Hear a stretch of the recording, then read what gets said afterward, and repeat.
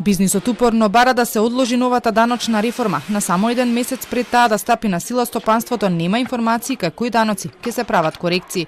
Вела дека за секоја промена тие треба да бидат информирани најмалку 6 месеци однапред за да може да ги направат бизнис плановите. Во овој момент, освен што многу доцна ќе им бидат соопштени измените, дополнителен проблем за нив е и тоа што ваквата даночна реформа се прави во време кога фирмите се борат со проблемите од глобалната економска криза, кога струјата на берзите е за неколку пати зголемена и тешко ќе може да се носат фирмите со овој товар.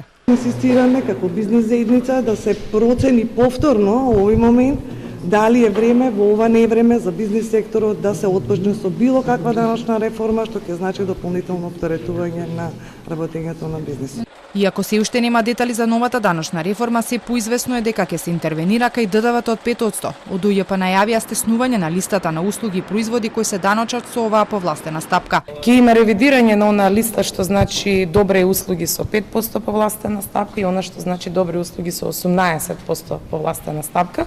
Исто така ќе има ревидирање на одредени даночни ослободувања и олеснувања за посебни целни групи, затоа што сме една од ретките земји и во регионот и во Европа кои што имаме многу голем број на услуги и на производи кои што се оданочени со повластена стапка од 5%.